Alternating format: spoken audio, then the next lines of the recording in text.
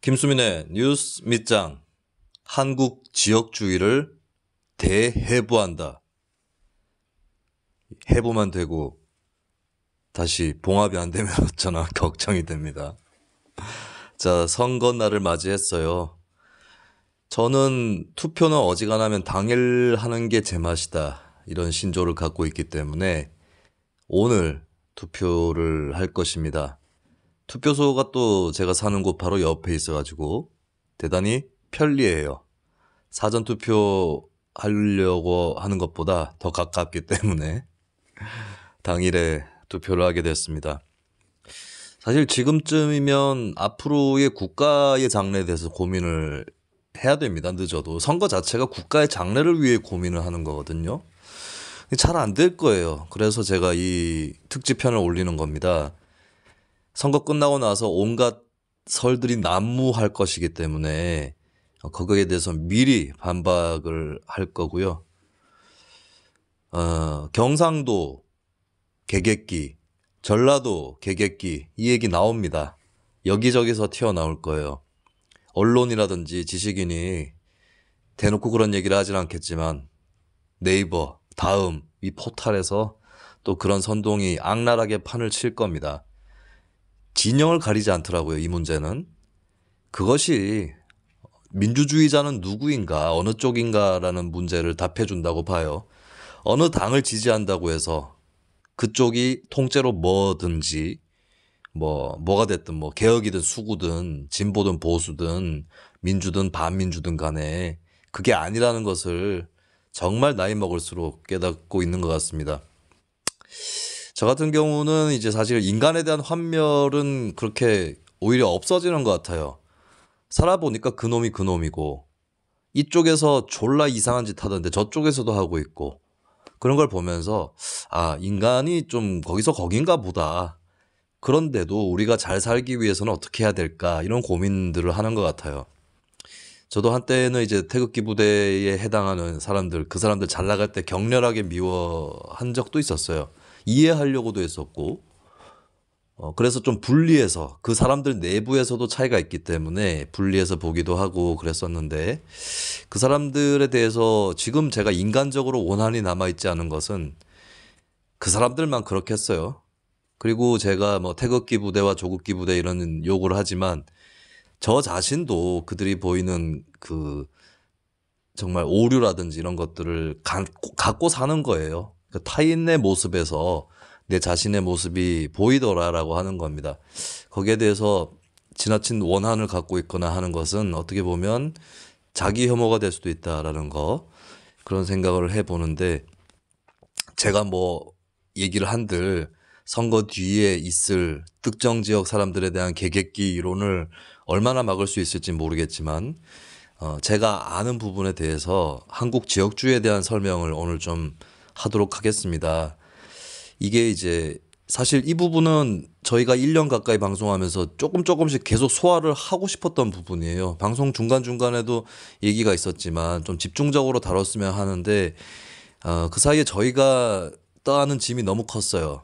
팟캐스트 쪽에서 저희가 사실 이제 저희 출연 멤버들은 한국 사회 여론 지형에서 명백하게 진보도 아니고 좌파에 해당하는 사람들이고, 그러면서도 내재적 관점으로 사람들은 왜 그러는가에 대한 얘기도 해야 됐고, 지역도 TK라서 TK 얘기해야 했고, 사실 못 다룬 주제가 너무 많아요. 노동이나 환경에 대한 얘기를 많이 하고 싶었지만 그것도 많이 하지 못했고, 또 조국 사태라든지 이런 사건들까지 있었고, 사실 다른 팟캐스트에서 이 기능을 해줬으면 우리도 좀 더 홀가분하게 몇 가지 아이템에 집중해서 갈 수 있었을 텐데 그렇게 하지 못했다는 거는 참 아쉽습니다.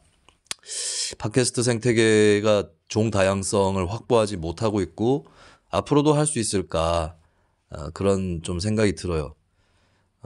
그래도 저희 팟캐스트에 올라오는 관점이라든지 아이템 치고는 조회수가 굉장히 많다라고 생각합니다.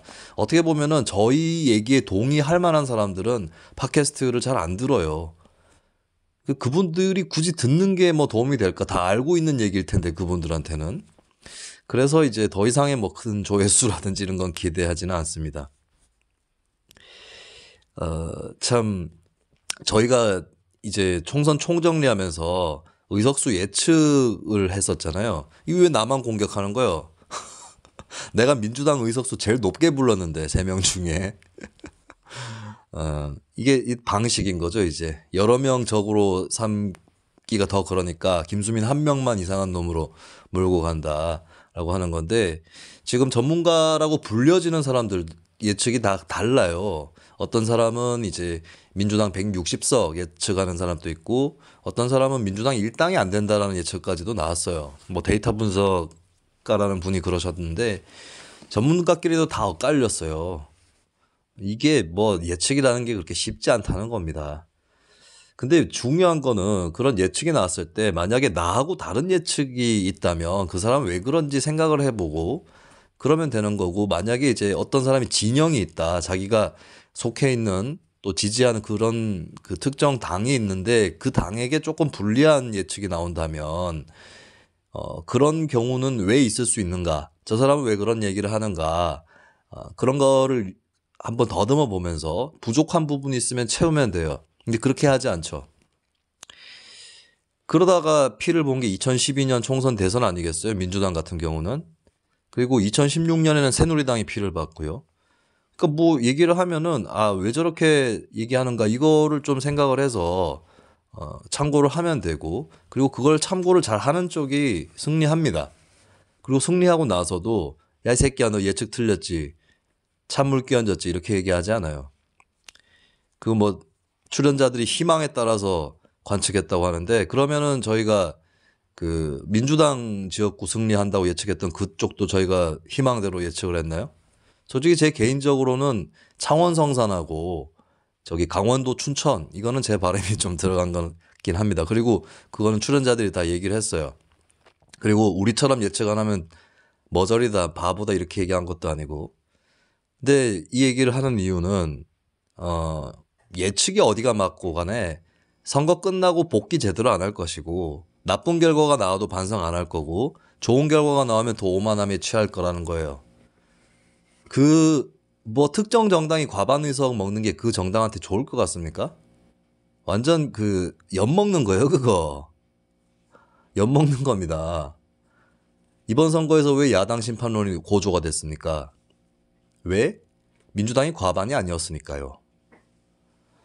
그 참 인생지사의 세옹지마라는 것을 정치판에 그대로 적용이 된다는 걸 깨닫지 못하고 있어요. 이 사람들은 이제 정치가 외딴 데에 홀로 저기 붕 떠가지고 존재하는 것인 줄 아나 봐요.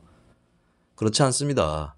뭐 멀리 돌아볼 거 없이 예전에 여당들, 어느 쪽이라 할 거 없이 여당들의 잔혹사를 생각해 본다면 좀 겸허하게 옷깃을 여며야 할 것이 아닐까 싶은데, 그러할 준비가 되어 있지 않은 사람들이 한국 사회에서 다수파로 군림을 하려고 한다는 거, 굉장히 불행한 사실이라고 봅니다. 그래도 이제 좀 최소한 성찰이라는 것을 해보자라고 하는 사람들끼리 좀 유익한 대화를 했으면 좋겠고, 좀 조회수가 더 떨어져도 좋으니까 어차피 뭐 나중에 뭐가 깨져봐야 정신을 차릴 사람들은 안 들으셔도 좋을 것 같아요. 정신 건강에 해롭습니다. 사실은 이런 분들은 정치에 관심을 끊어도 괜찮아요. 정치에 모든 사람이 그렇게 신경을 곤두세워서 관심을 가지는 나라가 얼마나 무섭습니까? 그런 나라가 잘 되겠어요? 또 무관심한 사람도 있고, 이렇게 그 정치적 관심도가 0에서 100까지 있다 그러면 80 정도 되는 사람이 80% 되는 이런 나라가 아니라 0에서 100까지 되는 사람들이 쫙 펼쳐져 있는 게 바람직한 거죠. 투표 안 할 수도 있는 거고요. 굳이 모르는 데 가가지고 하는 게 과연 뭐 그런다고 하면 또 그건 존중해야 되는 거고요. 그렇습니다. 근데 저는 이제 뭐 어느 진영을 지지하든 뭐 그런 거 가지고 너무 에너지 크게 쏟지 마라, 욕을 할 수 있어요. 비판도 할 수 있는데 정신적으로 에너지를 쏟을 필요는 없을 것 같고, 우리 한국 사회가 처해져 있는 현실에 대해서 계속해서 알아나가면 좋겠습니다. 제가 전우용 씨 같은 사람들을 왜 쓰레기 학자라고 생각하냐면, 이 사람들은 이제 심어놓은 프레임을 계속 확대, 강화, 반복하는 짓을 해요. 그리고 제가 알기로 전우용 씨는 원래 그런 학자는 아니었습니다. 아니었던 것 같아요. 근데 이게 자꾸 자기 지지자가 생겨나고 환호하니까 거기에 취하는 것 같아요. 이거는 참 그렇기 때문에 그런 부분을 생각하면 저도 함부로 욕을 못 하겠다 싶을 때도 있어요. 왜냐하면 내가 저렇게 되면 내가 막 팬이 수십 수백만이 되고 이러면 아니 하다못해 수천 명이라도 되면 나라고 해서 장담할 수 있을까? 저 같은 경우는 이제 팬이 별로 없고 또 팬으로 장사하는 입장이 아니죠. 제 방송 들으시는 분들 중에서도 제가 싫은데도 꾸역꾸역 듣는 분도 있는 걸로 알고 있는데 저는 마찬가지입니다. 그러니까 저는 이제 제 메시지, 제가 하는 얘기가 내용이 이제 사람들한테 각인되기를 바랄 뿐입니다. 그러니까 그걸 누가 얘기했는지 이거는 기억하실 이유가 없어요. 이상하게도 제가 무슨 얘기를 특별한 얘기를 하면 그것을 기억하시는 분들이 누가 그랬더라 이러더라고요. 예. 제가 다 장치를 심어 놓습니다. 제 얘기만 기억이 나지 제가 얘기했다는 거는 기억이 안 나도록 장치를 심어 놓으니까요. 제가 선거 예측이 틀리더라도 기억하지 마시기 바랍니다. 자, 지역주에 대한 얘기 오늘 이거 참 할 말이 많은 건데 또 얼마나 시간이 걸릴지 제가 딱히 원고 없이 또 시작을 해보도록 할게요. 지역주의 구도는 그렇게 강하지 않습니다. 일단 말씀드릴 것은 2000년에 이제 선거가 진행이 되어 오면서 특히 김대중 전 대통령이 정치에서 퇴장을 하는 그 단계에서 지역 변수는 크게 작용을 하지 않게 됩니다. 세대라든지 이념, 이제 정책 이런 것들이 본격적으로 많이 작용을 하게 되고 그런 측면에서 한국 정치는 진보해왔다고 생각합니다. 이명박 박근혜 정권 때도 진보해왔습니다. 그러니까 정권이 어디에 있느냐가 중요한 게 아니에요. 특히 민주사회에서는 정권 교체도 해보고 민주화가 이행이 되는 과정을 거치고 나면 정권이 설령 뭐 어디로 가더라도 오히려 국민 여론은 좀 반대로 가기로 해요. 이를테면 이제 그 경제 정책에 대한 가치관도 솔직히 오히려 문재인 정부 출범 이후에 국민들이 갖고 있는 경제적 가치관은 좀 보수화됐습니다. 그러다 보니까 민주당도 경제 민주화 이런 것들은 이번 선거에서도 좀 뒤로 밀어놨죠. 그러니까 정권하고 그 사회의 어떤 이념 지향은 같이 따라가지는 않는다는 겁니다. 그런 걸 봤을 때는 이제 정권이 어디냐 이걸 너무 골몰해서 보실 필요는 없을 것 같고 이명박 박근혜 정권 때 오히려 국민들이 정책들을 많이 보기 시작했어요. 네. 그래서 지역주의 구도는 많이 완화됐다라고 볼 수가 있는데, 근데 사람들이 자꾸 착각을 하시냐면, 제가 지난번 지방선거 때도 졸라 기분이 나빴던 게, 제가 구미역에 딱 내려가지고 그 계단 올라가는데, 나이가 한 20대 후반? 30은 안 돼 보이더라. 20대 후반쯤 되는 사람들 얘기하면서 대구 경북은 안 바뀐다. 선거 직후에요. 역시 봐라. 근데 대구 경북이 왜 안 바뀌어요? 대구 시장하고 경북도지사가 자유한국당이 이겼잖아요. 대구 시의회도 5명 정도, 이거 소수긴 한데 민주당 소속 광역의원이 들어갔고 결정적인 거는 대구시 지역에 기초의원 중에 40% 이상이 민주당이 들어갔습니다. 왜냐?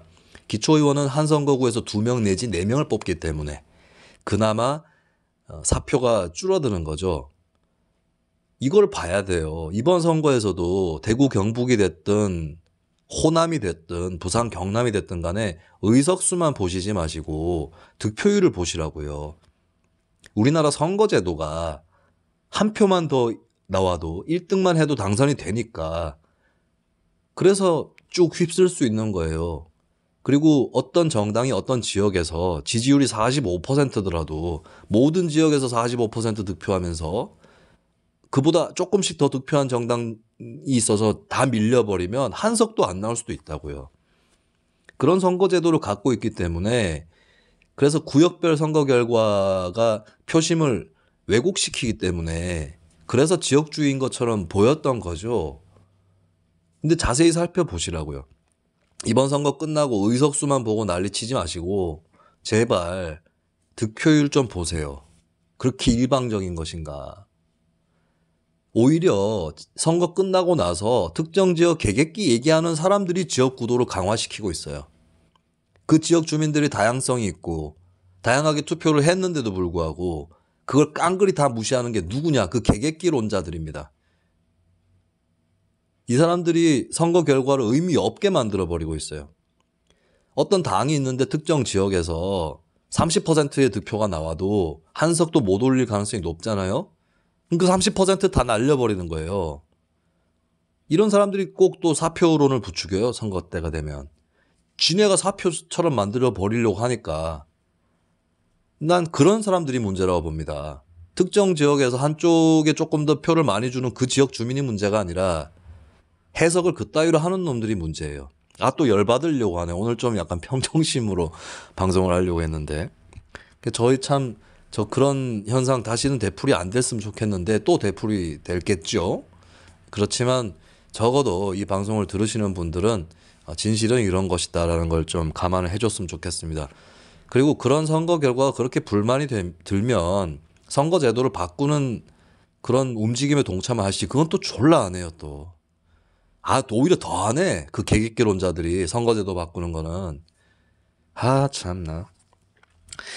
자, 그 지역주의의 기원부터 좀 살펴볼 필요가 있는데 이 말도 안 되는 얘기고 이 얘기는 이제 많이 하는 사람들이 없을 거예요.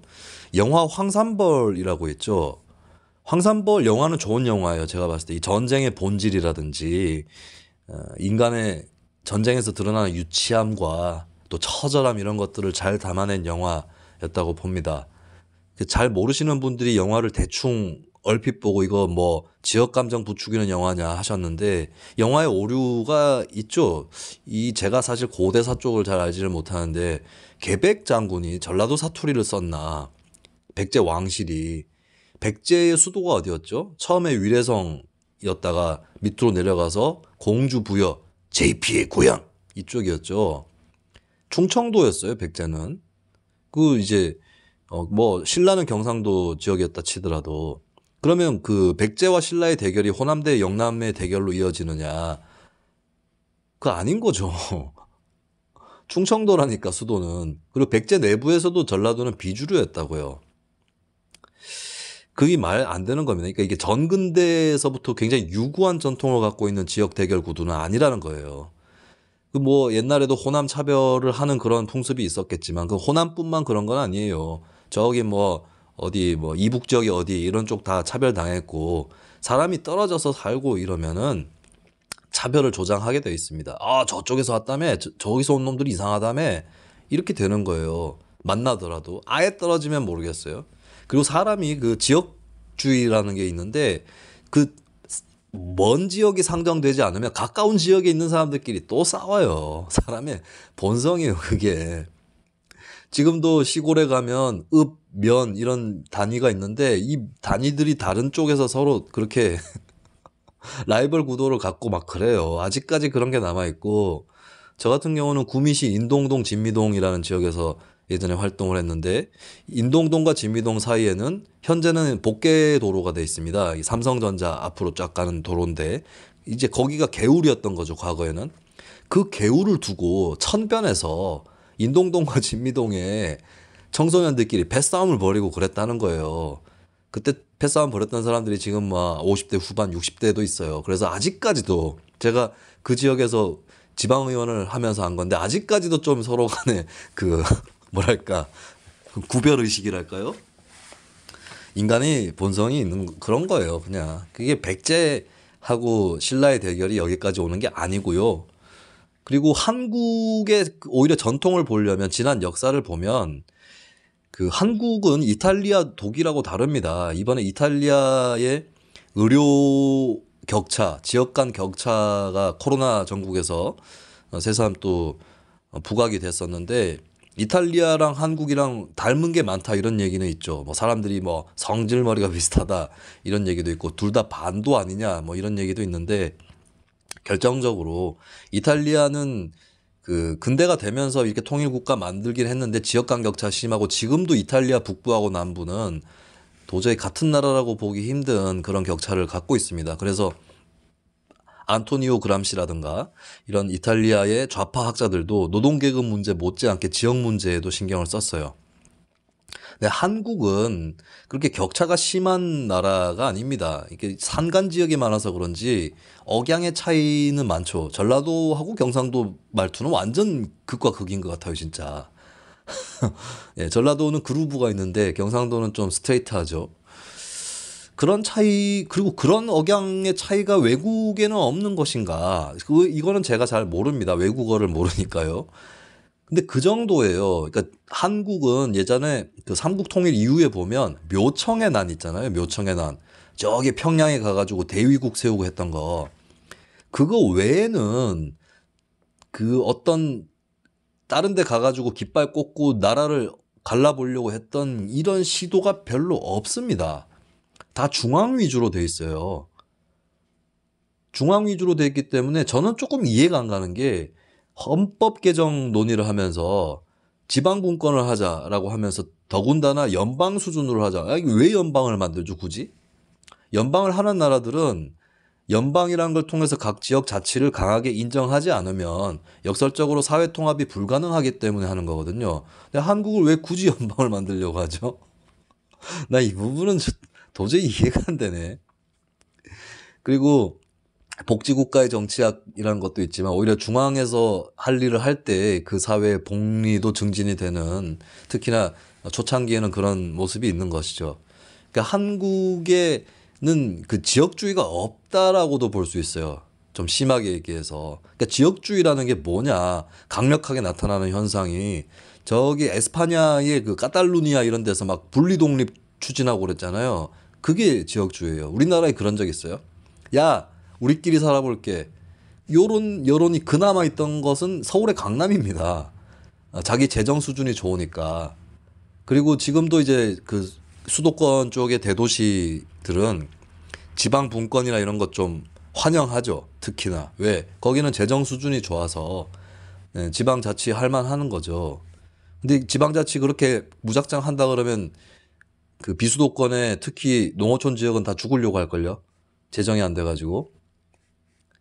그래서 아직까지도 마찬가지인데 한국은 중앙 집중성이 강한 사회입니다. 여기서 그렇게 지역 분할적인 지역주의는 나타나지 않았고, 대표적으로 제가 상도동계, 동교동계 이 얘기 해보겠습니다. 아시죠? 아실 만한 분들은 김영삼 상도동계, 김대중 동교동계, 마치 이 양김씨가 지역주의의 화신처럼 되어 있었는데, 상도동이 부산에 있나요? 동교동이 목포나 광주에 있습니까? 다 서울에 있어요. 예. 그러니까 이게 전국적 중앙적 싸움에서 각 지역이 어떤 그 줄을 댔다고 해야 될까요? 그런 구도지 지역끼리 갈라먹는 구도가 아니에요. 아, 이게 또 밖에 선거 차량이 지나가네요. 이게 녹음에 잡힐지 모르겠는데. 자, 김영삼, 김대중 양쪽이 부산시장, 광주시장 하면서 우리 자치 좀 시켜달라 혹은 분리 독립시켜달라 이런 거 아니잖아요. 다 중앙 권력의 통에 있는 겁니다. 그렇다면 한국의 지역주의는 이탈리아 쪽하고는 거의 뭐 상대가 안 되는 완전히 다른 차원이죠. 이게 지역주의라고 부를 수 있다면 다른 차원의 지역주의고 심지어는 지역주의가 아니다라고 볼 수도 있는 겁니다. 그 전통을 발견하려면 오히려 거기서부터 발견해라. 굉장히 오랜 세월 동안 중앙 집중이었다라는 거. 고려나 조선이나 그 점에선 차이가 별로 없습니다. 더군다나 근대화, 현대화가 지방자치를 강화하는 게 아니라 교통과 통신을 원활하게 만들어서 더 중앙집중적으로 만들어놨어요. 여기서 과연 고전적, 전통적, 정통적 의미에서의 지역주의가 있는가? 이 질문을 던져보고요. 자, 그 지역주의의 또 하나의 통념. 1971년 제7대 대통령 선거에서 지역 감정이 조장되었고 그로 인해서 오늘날의 지역주의가 생겨났다라고 하는 대목입니다. 이것은 저는 정도의 차이는 있지만 양적으로는 그 기운이 있지만 질적인 계기가 될 수는 없었다라고 감히 말씀드릴 수 있습니다. 제7대 대통령 선거에서 전라북도에서 박정희 35.5%, 김대중 61.5%, 전라남도에서 박정희 34.4%, 김대중 62.8%가 나왔어요. 자, 이 비율만 봐도 근래하고 다르죠. 지금 누가 통합당에서 후보 나와서 30몇 % 얻어요? 그것도 전역에 걸쳐서. 박정희 후보가 무려 30몇 %나 얻었다는 겁니다. 그리고 이 부분은 아실 만한 분은 아시겠지만 박정희 후보가 1963년 5대 대통령 선거 때 호남에서 윤보선 후보를 이겼어요. 예, 그게 약화됐습니다. 7대 대통령 선거까지 그 기간 동안에. 하지만 그래도 30%를 넘어섰다는 거고요. 그러면 왜 김대중 후보의 표가 올랐느냐? 김대중 후보는 박정희에 비해서 정치 경력이 짧은데 국회의원 몇 번 했을 뿐인데 고향이라서 물론 영향이 있겠죠. 근데 자, 중요한 부분이 이거예요. 제7대 대선이랑 제6대 대선이랑 크게 차이가 나는가 이걸 보셔야 됩니다. 제6대 대통령 선거 때 전라북도에서 박정희 42.3% 그리고 김대중 후보의 선배격인 윤보선 후보가 48.7%로 윤보선 후보가 전라북도에서 이겼고요. 전라남도에서 박정희 44.6%, 윤보선 46.6%가 났습니다. 윤보선 이겼어요. 물론 전라도의 이 득표율은 김대중 때에 더 높아진 건 맞습니다. 40% 중후반대에서 윤보선이 거뒀던 것이죠. 여기서 김대중 60% 초반대로 올라갔어요. 많이 올라가긴 했죠. 근데 이미 이게 점진적으로 변화가 생긴 거지 7대 대선 때 확 생긴 게 아니라고요. 지역주의의 정초선거라고 얘기할 수 있는 선거인가 의문이 있는 거죠. 경상도 쪽을 볼게요. 박정희 75.6%, 7대 대선입니다. 1971년. 경북 박정희 75.6, 김대중 23.3. 이것도 그 최근에 민주당 지지율은 이 정도 이상 나온다고 볼 수 있겠지만 한동안 이런 구조는 없었어요. 경상남도 박정희 73.4, 김대중 25.6 나왔습니다. 그리고 결정적인 건 부산이요, 부산. 부산의 박정희 55.7, 김대중 43.6이 나왔습니다. 김대중 전국이 46% 나왔는데 부산에서 43.6이 나왔어요. 이게 지역구도입니까? 좀 지역구도가 생겨나고 있었던 건 맞지만 그렇게 심하지 않았다고요. 그리고 이게 단순히 지역주의라고만 볼 수 없는 게 잘 생각해 보세요. 자, 한국의 국토개발, 경제발전이 어떻게 이루어졌죠? 1970년대 이전에. 자, 호남, 영남이 다 박정희 밀었어요. 제5대 대통령 선거 때. 다 민 게 아니라 이제 다수가. 그 이유는 여러 가지가 있을 수 있는데 그전에는 사실 정치 구도가 여촌야도. 그러니까 여당이 촌에서 유리하다. 우위다. 어느 특정 구역이 아니라 농어촌에서 우위고 야당은 도시에서 우위다. 이것은 왜 또 생기는 현상이냐? 저는 이승만 영향이 있다고 보는 게 이승만 정권 때 농지 개혁을 했죠. 할 수밖에 없죠. 북한에서 토지 개혁하는데 나만이 안 할 게 생겼어요. 그래서 그 농지 개혁의 영향 때문에 한국 전쟁 때 농민들이 인민군 쪽에 붙는 것을 방지할 수 있었다. 최대한. 그런 설도 있고. 근데 한국 전쟁을 또 거치면서 농지 개혁이 더 진행이 된 부분도 있어요. 전쟁이 또 그 혁명적인 그런 결과를 가져다 주는 경우들이 많이 있거든요. 유럽의 복지도 사실은 그 제1, 2차 세계대전의 산물이라고 볼 수 있습니다. 굉장히 불편한 진실인데 이제 인류는 그런 전쟁 없이도 도약을 이뤄내야 된다, 전진해야 된다라는 거는 분명하게 밝히고요. 그래서 그런 농지개혁의 과정을 거치면서 농민들이 친국가화됩니다. 그 영향이 있는 것이고 그 다음에 윤보선이 박정희에게 빨갱이 공세를 퍼붓죠. 남로당 출신이다 너. 밝혀라.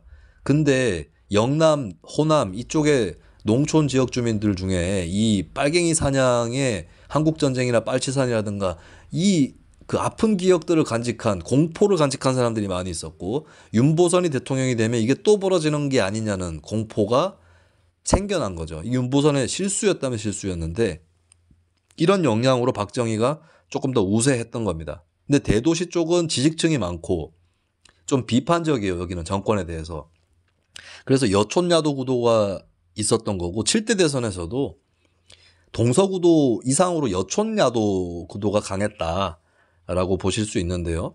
근데 이제 1960년대에 보면은 경제개발이 추진이 되고 이게 어디서 드러나냐면 1963년 대선보다 1967년 대선에서 박정희가 훨씬 더 표차를 벌렸어요. 물론 부정선거 있었겠죠. 하지만 부정선거는 똑같이 있다고 감안을 하더라도 왜냐하면 1967년도는 진짜 그 한국 경제가 확 발전할 때였고 발전한 거에 비해서는 그 그늘이 좀 덜 드러날 때였기도 했어요. 그늘은 이제 1970년대에 조금씩 들어서면서 확 드러나는 건데 그때 어차피 없이 살았기 때문에 뭐 빈부격차가 벌어지는지 말든지 그게 보일 틈이 없는 거죠. 그런데 어느 정도 이제 그 박정희 정부가 5.16 군정 당시에 여러 가지 뭐 우왕좌왕 하면서 사고도 많이 치고 인심을 잃었는데 조금 안착이 됐고 또 한국의 산업화, 경제 발전이라는 게 수입 대체 산업과 수출 지향 산업, 경공업과 중공업 뭐 이런 축으로 놓고 봤을 때 다른 뭐 제3세계라고 불려지는 주변부나 주변부라고 불려지는 국가들에 비해서는 복선형 발전을 했거든요. 그러니까 어느 정도 좀 자리를 잡혀갈 때였어요. 자, 근데 문제는 이거예요. 뭐 이게 불가피했던 것인지 아니면 그래도 잘못된 것인지 이거는 차치하고, 우리나라는 이제 서울이 제1의 도시고 부산이 제2의 도시예요. 그리고 한국전쟁 때 부산이 임시수도 피난처 역할을 했기 때문에 제2도시의 성격은 훨씬 강화됐습니다. 자, 북한은 한국전쟁 때 그 폭격의 트라우마가 있기 때문에 지하철을 빨리 팠어요. 근데 한국은 피난길에 트라우마가 있죠. 그래서 경부고속국도의 심리적 배경이 됐다는 설도 있는데요. 어쨌든 간에 경부축을 통해서 발전하는 전략을 펴게 됩니다. 이거를 이제 IBRD, 뭐 IMF도 그랬나, 하여튼 뭐 국내 야당이라든가 이쪽에서는 횡축으로 선을 그어야 된다. 경부는 철도가 이미 깔려 있으니까 도로 포장률이나 좀 높이면서 뭐 강원도와 수도권을 잇고 영남과 호남을 잇는 이게 더 급하다라는 의견이 있었어요. 김대중 씨 같은 경우도 그런 의견을 폈던 것이죠. 근데 박정희 정권의 선택은 경부축을 강화하는 것이었습니다. 그래서 경부고속국도가 나오는 것이고, 그리고 이거는 외교 안보하고도 영향이 있어요.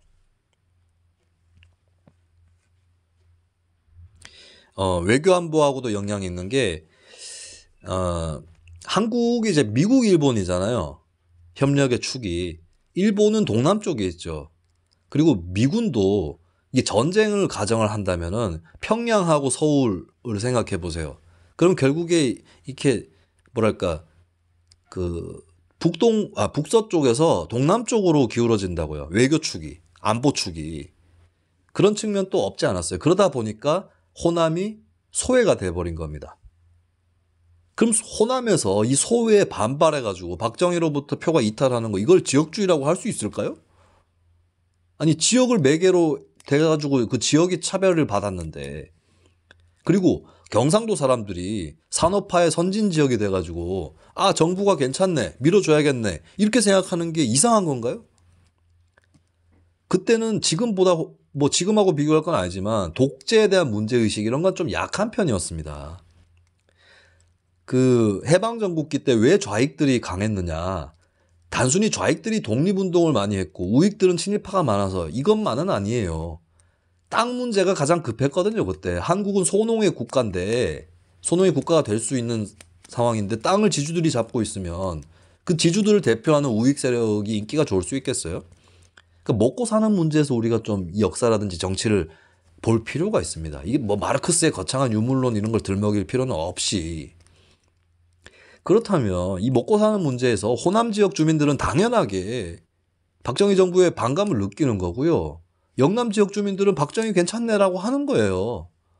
고향이 뭐 지도자의 고향도 중요하겠지만, 어떻게 보면 경북 구미, 제 고향인 이 지역도 단순히 박정희의 고향이라서 육성된 것도 있겠지만, 물론 그 측면 당연히 있겠지만, 경부축을 놓고 보면은 어차피 옛날에 경부선 때도 구미에 역이 있었다니까요. 그리고 구미는 낙동강 중류 지역이고 해서 수량도 풍부합니다. 그런 것들이 겹쳐져 있는 거죠. 그래서 영남 사람이 대선 후보니까 영남에 많이 찍어줘야 된다, 이런 선동이 나왔어요. 1971년에.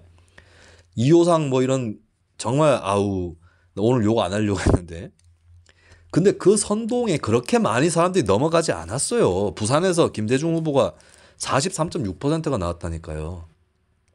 이희호 선생도 자기 자서전에서 그때 대통령 선거 있었고 그 직후에 또 총선이 있었거든요.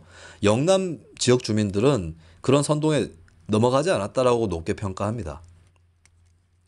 1971년 대선은 그래서 이게 지역 감정이라고 불려지는, 그러니까 지역 구도든 지역주의든 간에 이것이 본격화된 선거였다고 보기 대단히 어렵다는 것이죠. 그리고 양쪽 간에 지역의 격차가 나타나지만 그 격차는 경제적 격차의 문제이기도 하다니까요. 어떤 분은 얘기를 합니다. 경북 북부나 이런 데는 개발도 별로 안 되는데 왜 그렇게 지지하냐, 그쪽 박정희 이후로 그쪽 땅을 지지하느냐. 자, 그분들 자식들이 인근에 있는 공단 지역에 취직이 됐다니까요.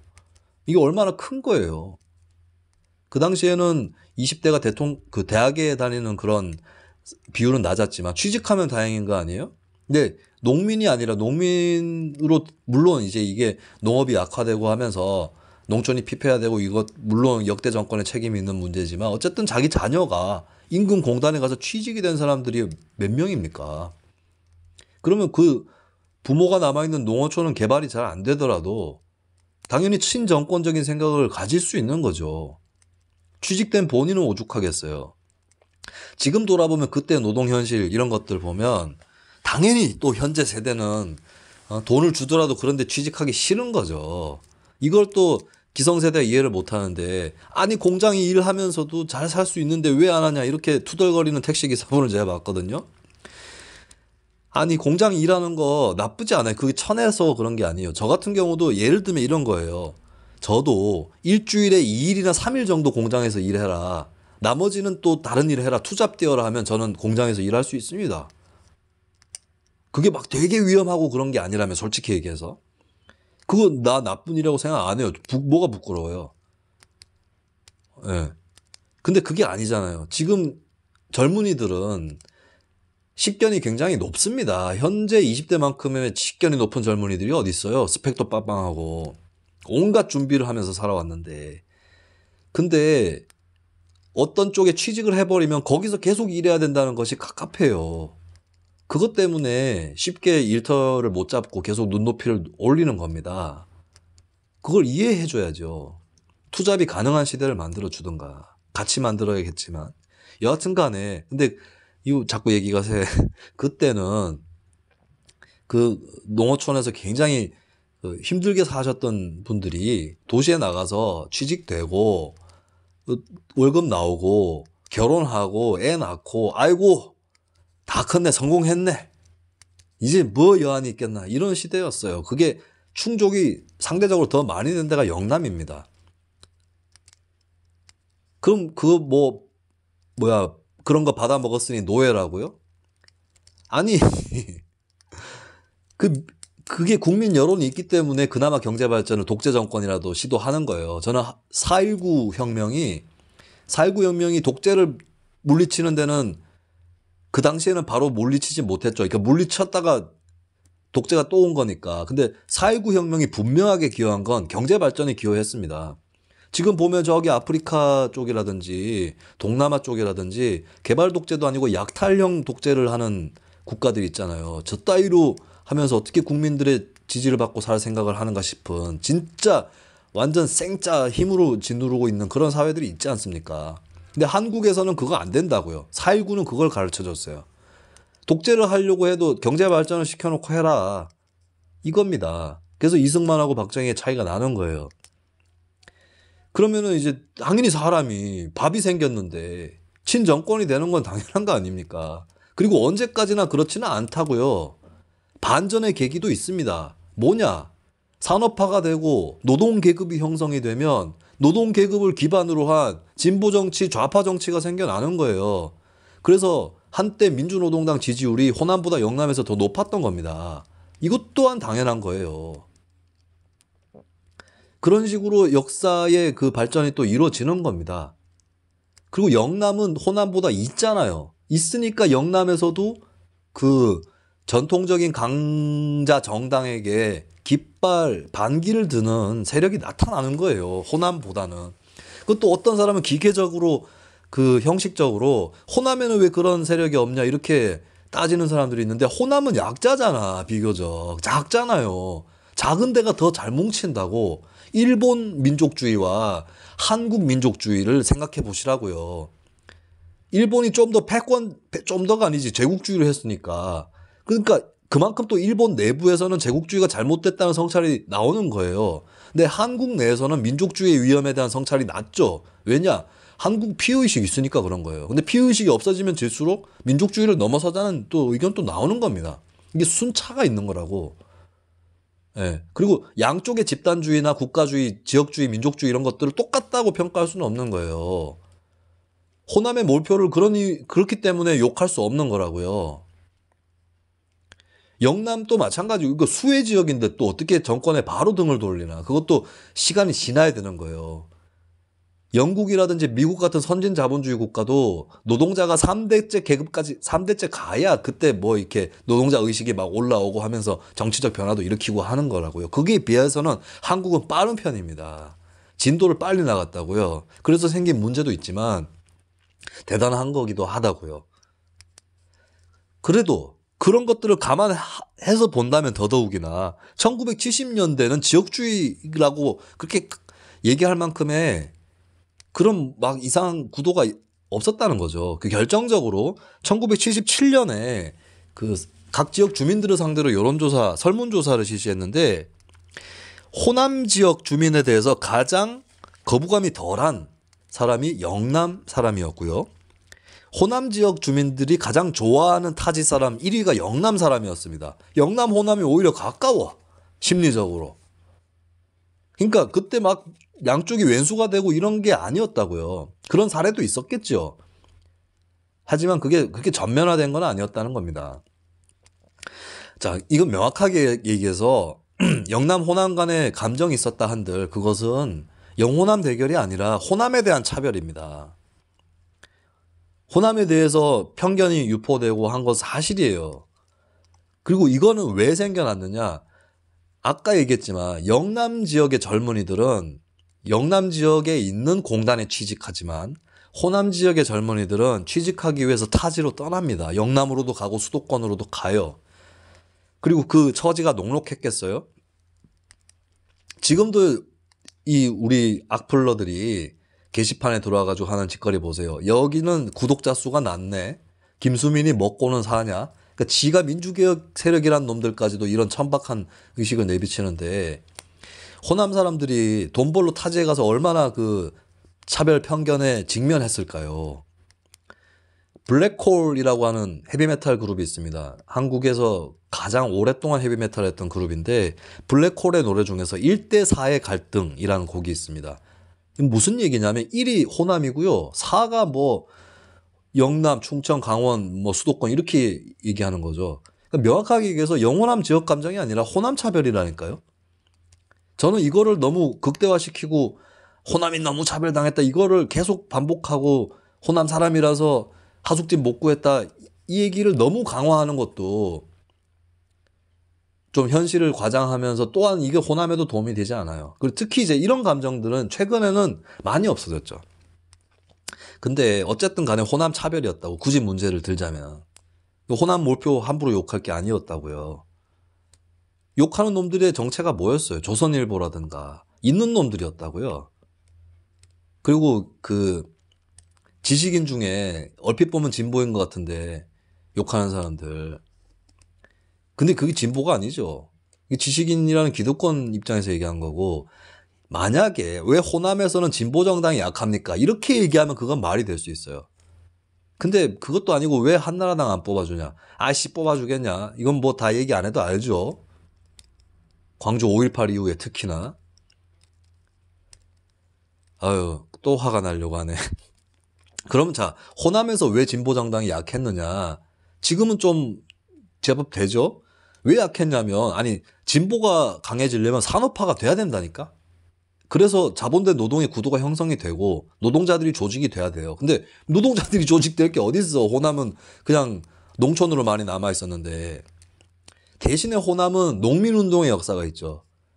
암태도라든지 하이도 이런 데서 농민들이 일제 때부터 벌였던 항쟁이 있고 더 거슬러 올라가면 이 사실 동학에 대해서는 성격이 좀 글쎄 저는 개인적으로 동학의 성격에 대해서 함부로 좀 얘기를 못 하겠어요. 근데 어쨌든 간에 그 농민 운동이었다고 얘기되는 그 동학부터 시작해서 저는 김대중 후보가 호남에서 인기가 높았던 게 본인 고향이 호남이어서만은 아니었다고 봅니다. 호남에서 있었던 김대중 후보 고향이었던 그 하이도 여기서도 농민 항쟁이 있었고 그 농민 운동의 기반이 호남을 만들었다고 봐요. 근데 농민 운동은 좌파는 아니거든요, 사실. 농민 운동은 좌파는 아니에요. 그렇기 때문에 저는 좌파 정당까지는 아니고 민주당 정도 수준, 그러니까 김대중의 민주당입니다. 그 전에 굉장히 우익적이었던 사람들이 했던 뭐 장면, 윤보선 이런 사람들이 했던 민주당보다는 김대중의 민주당은 그런 정도의 성격, 중도개혁 노선은 농민운동에서 비롯된 것이다. 그렇게 봐요. 뭐 고향이 어디라서 이건 마침 그래서 그런 걸 수도 있어요. 진짜 사회의 뿌리를 봐야 됩니다. 인간을 봐야 돼요. 특정 지도자의 스펙이 아니라 여러 사람들을 봐야 된다는 거죠. 그래서 저는 아무리 봐도 1970년대까지 있었던 이 현상은 이해가 돼요. 이해가 됩니다. 그리고 호남 사람들을 차별했던 그 사람들은 뭐 이렇게 나빠가지고 차별했느냐. 지금도 보세요. 외국에서 온 사람 차별하잖아. 심지어 한국은 인종차별이 있는데 백인도 차별해요. 백인을 요새 좀 덜해졌죠. 백인 멸시하고 이런 참 이게 한국 인종주의의 특징이야. 더 강한 데에 대해서도 막 뻗대. 막 중국 사람 비하하는 발언도 하고 강대국인데. 야, 근데 이것도 정말 나쁜 현상이지만 왜 그렇게 되었는지는 좀 이해해 볼 필요가 있어. 우리가 반도 국가에서 어정쩡하게 막 여기저기 다 치여가지고 살면서 강자한테도 뻗대보고 한번 정신승리라도 해보고 이런 습성이 또 생긴 거죠. 이거를 악마화하면 안 된다니까요. 악마적인 것이더라도 인간 또 악마적 성격이 있는 동물이라고. 어떤 동물보다도 악마적이죠. 이런 것들 좀 감안하면서 우리가 역사와 사회를 좀 살펴볼 필요가 있습니다. 자, 그러면 지역구도는 언제 본격화되느냐? 저는 결국에 1987년 대통령 선거, 1988년 총선이라고 봐요. 자, 그럼 왜 그때 본격화되는 것인가? 민주화가 되면서 본격화된 겁니다. 지역주의는 전민주적 성격을 가지고 있는 게 아니라 민주주의 초창기에 나타나는 현상이에요. 이거 다 그래요. 전교 회장 선거 한다고 칩시다. 어떤 학교에서 2학년 1반에서 후보가 나왔어요. 2학년 1반 학생들은 그 후보 선거운동 하잖아요. 북치고 하면서. 내가 2학년 1반이었거든요. 속으로는 다른 애들 찍을 수도 있어. 그중에 다른 후보가 자기 친구가 있어서 거기 찍은 애들도 있을 거예요. 하지만 대놓고 그렇게 찍지는 않습니다. 산통 깬다고. 다 같이 몰려가가지고 선거 연설할 때 북 들고 가가지고 막 박수치고 소리 지르고 했던 기억이 저도 생생해요. 왜? 학교 안에 정당 이런 거 없잖아. 지금은 비슷한 게 혹시 있나요? 그러니까 정책과 공약에 따른 선거가 뭐가 필요해. 그리고 학생회장이 누구냐에 따라서 그게 달라진다는 생각도 없는데 그러면 뭐겠어요. 결국에 아는 애 찍고 생긴 게 좀 마음에 들면 찍고 인상이 괜찮으면 찍고 이런 거잖아요. 그러니까 그런 구도가 생산적인 정책적인 이념적인 이런 구도가 없으면 어지간하면 그 지역의 영향을 받게 돼 있어요. 그리고 그게 비합리적인 거냐? 그것도 아니라니까. 민주화가 됐어. 권력과 자원이 풀린대. 저거 잡아야 돼. 어떻게 잡지? 어떻게 잡지? 지역을 매개로 하는 겁니다. 각 지역에서 동아줄을 올리기 시작하는 거예요. 사다리 올리고. 그때 그리고 마침 지도자들 중에 김영삼, 김대중, 김종필, 노태우가 있었고 이들이 TK, PK, 충청, 호남을 또 그쪽 출신들이에요. 그렇게 해서 지역 정당 구도가 생겨난 겁니다. 1987년, 88년에. 자, 그러면은 이게 민주화가 되긴 했는데 불완전한 것이냐? 그럴 수 있죠. 그런 건 맞아요. 근데 자, 김영삼, 김대중, 김종필, 노태우의 구도가 단순히 지역 구도였느냐? 잘 보세요. 노태우야 군사 독재 정권 출신의 굉장히 보수적인 쪽을 대변하는 정치인이죠. 김대중은 김영삼 봅시다. 민주화 세력이에요. 근데 보수적이야 사실은. 김영삼이 뭐 민주화하면서 남북 관계에 대한 비전이라든지 뭐 유화적인 거 이런 거 생각한 정치는 아니었죠. 오히려 반공주의란 측면에서는 김대중 후보 쪽하고 많이 달랐어요. 김대중 후보는 글쎄 좌파라고 하긴 좀 그렇지만 상대적으로 김영삼 후보에 대해서는 또 진보적인 민주화 세력이죠. 그럼 김종필은 뭐냐? 구여권인데 어떻게 보면 가끔 이렇게 나중에 정치할 때도 보면 주류 보수 세력보다 더 보수 극우 같지만 묘하게 또 이 중재를 하는 위치에 들어와 있어요. 또 지리적으로도 충청도도 그럴 수 있는 거고 이 사색 당파가 묘하게 지역 구도를 대변함과 동시에 이념 구도를 대변했다니까요. 이게 87년, 88년의 정치 구도였습니다. 자, 한국의 선거제도, 대통령 선거제도 봐요. 결선 투표 없습니다. 그리고 지역구는 한 지역구에서 한 명씩만 뽑고 그 당시에는 또 비례대표란 개념도 없었어요. 전국구인데 지역구 선거하고 연동이 된다고요. 자, 이런 선거 제도를 갖고 있는 나라는 필연적으로 양당제로 갑니다. 그런데도 이 사색 당파가 생겨난 이유가 뭐냐? 지역주의 때문이에요. 자, 이게 뭔 얘기냐면 충청, 호남, TK, PK가 그 지역 내부에서는 점점 획일화됩니다. 특정 정당 쪽에서 먹어요. 근데 보세요. 각 지역 내부에서는 특정 정당이 먹지만 전국적으로는 사색 당파가 된다니까. 한국이 민주화 초기에 다양성을 확보한 거예요, 정치적으로. 기적과 같은 일이에요, 이건 어떻게 보면. 이게 지역주의 때문에 오히려 가능했던 겁니다. 지역주의가 없었으면 그냥 양당제로 가는 거였거든요. 지역주의 때문에 사색당파가 생겨난 거예요. 그것도 지역구도에 끝나는 것이 아니라 이 각자의 이념적인 스탠스도 다 다르잖아요. 이거 꼭 나쁘게 얘기할 수 있을까요? 저는 기적과 같은 일이었다고 보고, 그리고 그 당시에 이 사색당파 체제만큼 국회 기능이 원활하게 돌아갔던 적이 없습니다. 제가 이거는 유료편에서 한번 제가 설명을 해드렸죠. 3당 합당이랑 DJP 연합에 대해서 재조명하면서. 선거제도가 또 있어요. 그렇기 때문에 이게 지역적으로는 호남 포위인데 양당제화로 다시 귀착이 되면서 3당 합당이 일어난 겁니다. 그 3당 합당의 본질적인 성격은 호남 포위라기보다는 보수 대연합이에요. 보수 대연합이 맞습니다. 그러면서 묘하게 이제 김대중 대통령을 유럽식 진보 좌파라고 볼 수는 없겠지만 그래도 한국적 환경에서의 진보를 했던 거잖아요, 상대적으로. 그 환경으로 이제 넘어가는 거예요. 왜냐하면 선거제도가 다양성을 만들 수 있는 선거제도가 아니었으니까 1대1로 몰아가는 선거제도였기 때문에. 그리고 김영삼이 자신이 3등으로 쳐져버렸어요. 김영삼이 2등이었으면 3당 합당은 없었을 확률이 높습니다. 왜? 김영삼은 김대중을 제압함으로써 자기 위주로 진용을 짜서 민주세력 대표로 나왔을 가능성이 높기 때문에 굳이 3당 합당을 할 이유가 없었죠. 근데 소선거구제 개편 이후에 득표율을, 지지율은 김영삼 쪽이 더 높은데 의석은 김대중 쪽이 더 높은 것으로 수도권과 호남 이렇게 걸쳐져 있으니까 그게 역설적으로 김대중이 3등에서 2등으로 올라왔지만 김영삼이 3등으로 쳐지면서 김영삼이 나는 이거 이러면 못한다 해서 1등 하고 손을 잡는 길로 간 거예요. 그리고 노태우도 사실은 1등하고 4등 JP하고만 손을 잡아도 과반 의석이 나옵니다. 근데 노태우 입장에서는 야 이거 좀 냉전도 무너지고 뭔가 새 판을 짜야 되는데 자기도 좀 불안하게 대통령이 됐고 후계 구도도 만들어야 되겠고 남북관계 개선도 돼야 되겠고 남북관계 개선이나 북방정책 이런 거 하려면 국내 정치가 안정돼야 돼요.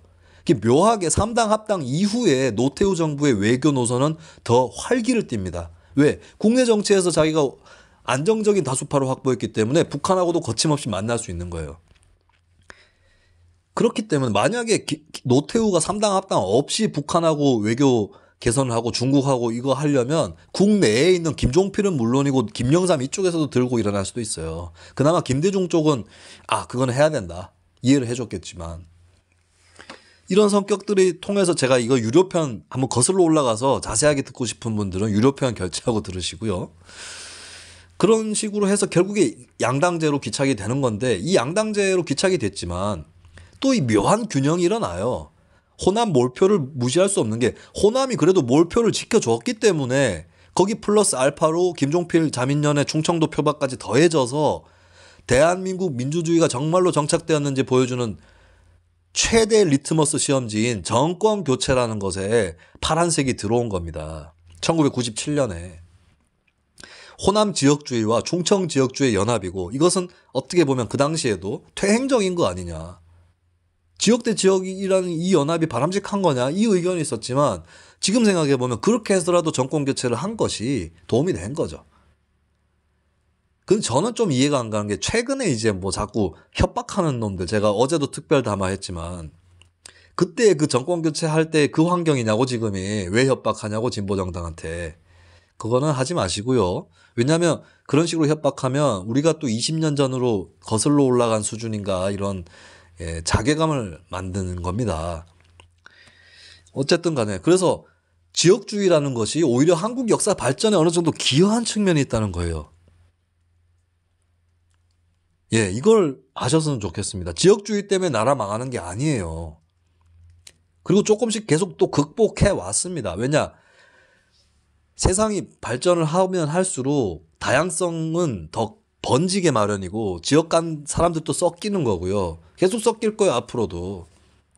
그러면 호남에서도 그 지역의 어떤 당 외에 다른 당 지지율도 올라가는 거고요. 영남도 마찬가지고요. 지금까지 그렇게 진행이 돼 왔습니다. 그걸 가지고 또 선거 결과를 놓고 개객기 얘기하지 말라고. 또 태극기 부대 이번 선거 결과 놓고 또 전라도는 어쩌고 얘기할 거고요. 민주당의 민주적 사고가 덜 성숙됐으면서 말만 많은 사람들은 또 경상도 어쩌고 한다고.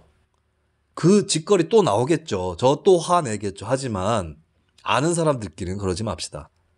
지역주의 때문에 망국이 아니라 지역주의는 이념 구도라든지 노동대 자본의 계급 계층 구도라든지 정책 구도라든지 이런 것들이 제대로 들어서지 않았을 때 사람들은 어떻게든 구도를 만들게 돼 있어요. 자신의 권익을 확보하기 위해서.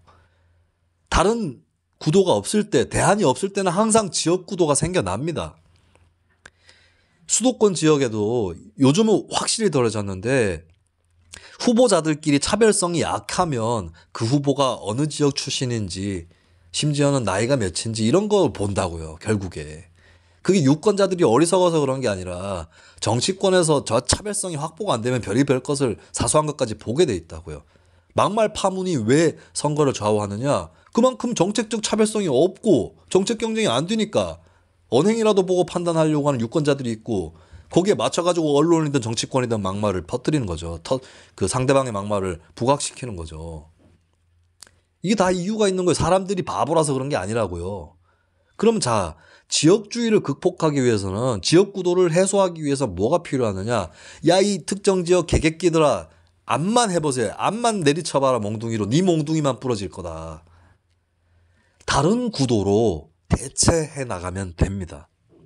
대안 구도를 포지티브하게 세워나간다면 지역구도는 해소될 수밖에 없고요.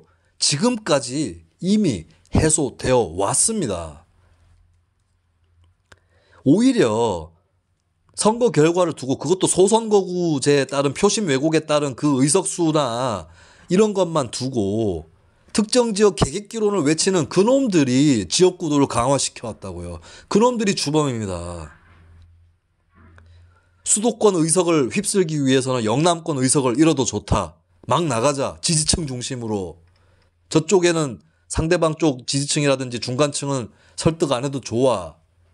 근데 그렇게 얘기하는 놈들이 또 정작 정책적인 타협에는 또 눈을 감더라고요. 어쨌든 간에.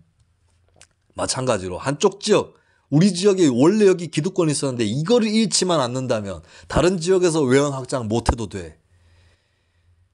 이따위 버러지 같은 정치 때문에 국민들 의식 수준은 점점 다양해지고 있는데도 그만큼의 다양성 확보를 못한 거예요. 그리고 이런 기득권 정치가 판을 친다면 적어도 다른 정당을 또 띄워주고 해야 돼요. 이렇게 왔다 갔다 하다 보면 어느 정도 정리가 되게 돼 있습니다. 그리고 지금까지 우리는 그렇게 해왔어요. 대한민국 민주주의 역사는 성공의 역사입니다.